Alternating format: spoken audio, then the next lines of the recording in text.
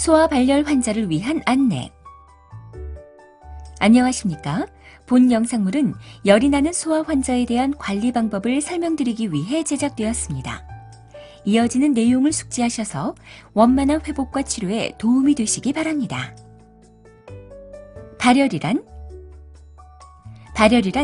체온 조절 중추의 변화에 의해 체온이 비정상적으로 높아진 상태로 발열에 대한 기준은 나이와 측정 부위에 따라 조금씩 달라지는데 통상적으로 겨드랑이 체온 37.5도 이상, 입안 체온 37.8도 이상, 귀 체온 38.2도 이상이면 열이 있다고 판단할 수 있습니다.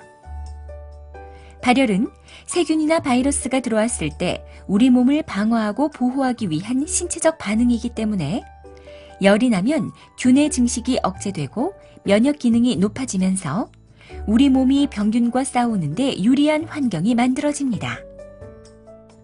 하지만 체온이 너무 높아지면 아이가 힘들어할 수 있을 뿐 아니라 탈수나 탈진, 열성 경련 등이 발생할 수 있고 경우에 따라서는 심각한 질환에 대한 신호일 수도 있으므로 주의가 필요합니다. 발열의 주요 원인. 감기 등 호흡기 감염은 소아 발열의 가장 흔한 원인 중 하나입니다. 하지만 고막 안쪽에 중이에 염증이 발생한 중이염이나 방광과 요관 등의 비뇨기계의 감염이 발생한 요로감염, 소화관의 감염이 발생한 장염, 뇌와 척수를 싸고 있는 뇌수막에 염증이 발생한 뇌수막염 등에 의해 발열이 일어날 수 있으며 수두나 수족구, 성홍열 등 다양한 바이러스나 세균 감염에 의해서도 열이 날 수 있기 때문에 심하지 않은 열이라도 하루 이상 지속되는 경우에는 의사의 진료를 받는 것이 좋습니다. 특히 생후 3개월 미만의 아기가 열이 나는 경우에는 반드시 의사의 진찰을 받으시고 그보다 큰 소아라도 열과 함께 심하게 처지면서 활동이 감소하거나 안절부절하며 보채는 경우, 잘 먹고 마시지 못하여 탈수 양상을 보이거나 소변량이 주는 경우, 열이 나면서 목이나 귀, 배 등을 아파하는 경우, 소변을 볼 때 아파하거나 경련이 동반되는 경우에는 병원이나 응급실을 방문해야 합니다. 체온 측정 방법. 가정에서 흔히 사용하는 체온계에는 고막 체온계와 전자체온계가 있으며 수은 체온계는 수은 중독과 환경오염의 위험이 있어 사용하지 않는 것이 좋습니다. 고막 체온계를 사용할 때에는 웨이도의 체온계의 끝부분을 충분히 밀어넣고 귓바퀴를 뒤쪽으로 살짝 당겨 고막이 노출되도록 한 상태에서 체온을 측정해야 합니다.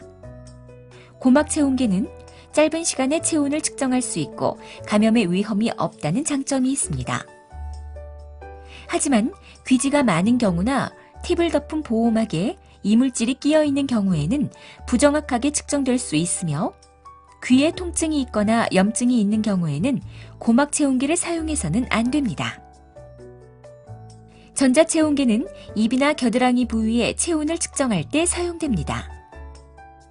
구강 체온은 체온계를 깨물지 않을 정도인 5세 이후에 측정하는 것이 좋은데 체온계를 혀 밑에 넣고 입을 다물게 한 상태로 알람이 울릴 때까지 기다렸다가 체온을 확인합니다. 겨드랑이 체온을 측정할 때에는 먼저 겨드랑이 부위에 땀을 닦은 상태에서 체온계의 끝부분을 겨드랑이에 넣고 팔에 몸을 밀착시킨 상태로 알람이 울릴 때까지 기다렸다가 체온을 확인합니다. 해열제 복용. 심하지 않은 열은 해열제를 투여할 필요가 없습니다. 하지만 아기가 너무 힘들어하는 경우에는 적절히 해열제를 투여할 수 있습니다.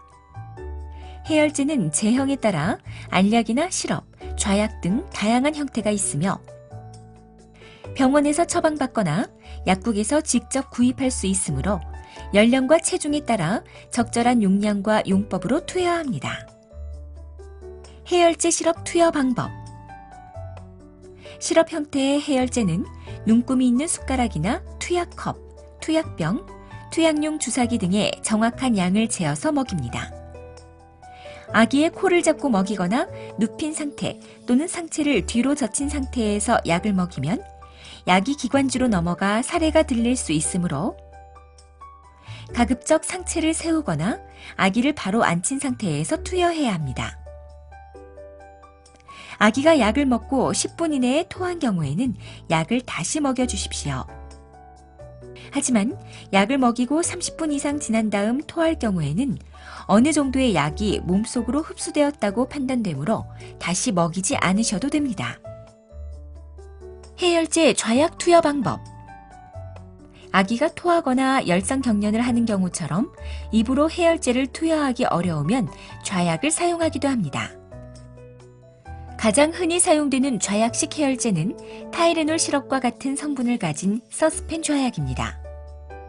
좌약은 아기 몸무게 10kg당 1개를 사용하고 4시간에서 6시간 간격을 두고 사용하는데 하루 2, 3회 사용하며 3일 이상 투여하지 않는 것이 좋습니다.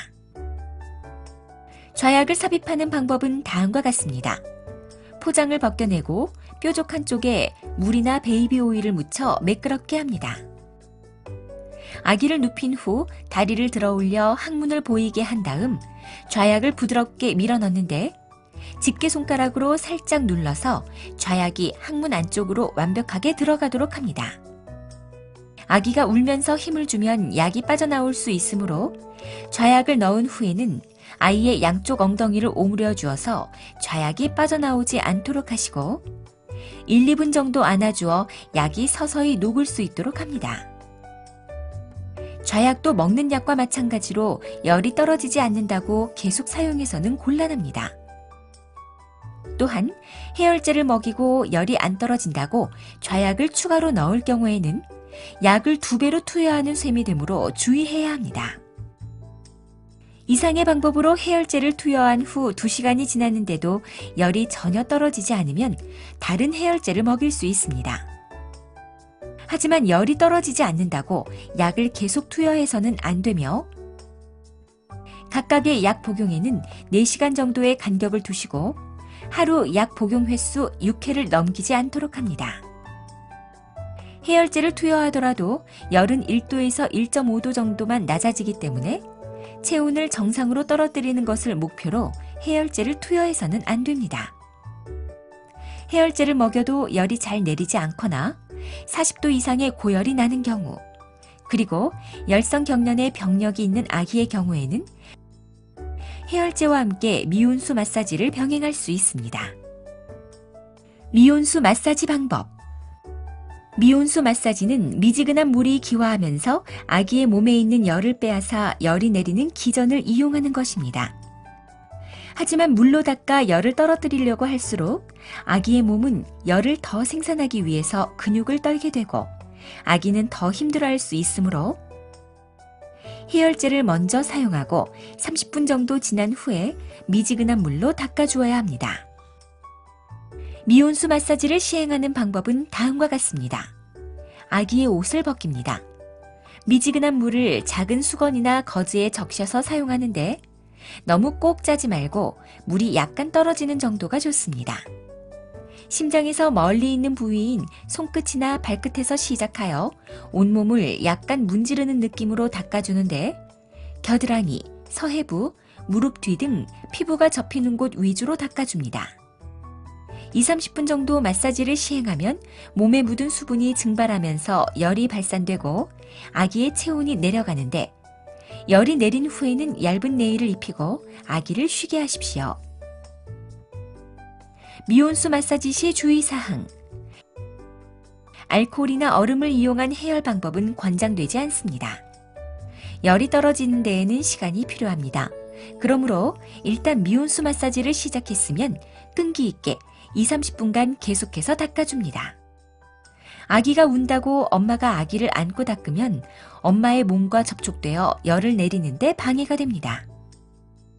물수건을 덮어두면 아기가 춥게 느껴져 더 심하게 울게 되므로 앞서 설명드린 방법으로 마사지를 시행합니다. 발열과 탈수. 열이 있는 경우에는 수분의 손실이 커지기 때문에 발열로 인해 탈수가 의심되는 경우에는 충분한 수분 공급이 필요합니다. 탈수의 주요 증상으로는 입과 혀가 건조해지거나 소변량이 감소하고 울 때 눈물이 없거나 피부에 탄력이 없으며 아기가 기운이 없고 늘어져 있음 등으로 알 수 있습니다. 열이 나거나 탈수의 증상이 의심될 경우에는 충분한 수분을 섭취시키는 것이 좋은데 미지근한 보리차나 이온 음료 또는 약국에서 판매되는 전해질 용액 등을 이용하셔도 좋습니다. 지금까지 소아 발열 환자에 대한 대처 방법에 대해 설명드렸습니다. 감사합니다.